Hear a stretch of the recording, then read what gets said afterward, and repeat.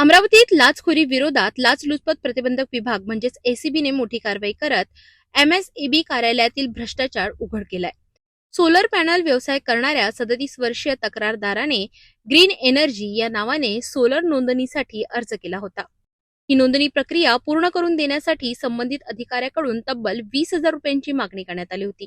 त्यानंतर चर्चेनंतर हा सौदा 15,000 रुपयांवर ठरला। याबाबत तक्रारदाराने एसीबी कडे धाव घेतली। एसीबी पथकाने सापळा रचून 28 एप्रिल रोजी कारवाई केली आणि यावेळी कम्प्युटर ऑपरेटर श्याम कुमार झजाटे यांनी लाचेची रक्कम स्वीकारताना त्यांना रंगेहात अटक करण्यात आली।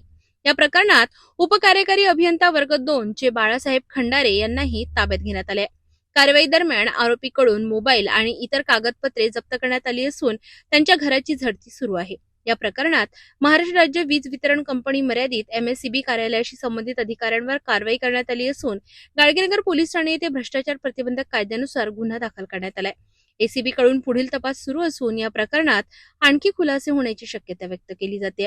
अमरावतीत झालेल्या कारवाईमुळे शासकीय कार्यालयांमधील लाचखोरी पुन्हा एकदा उघड झाली आहे।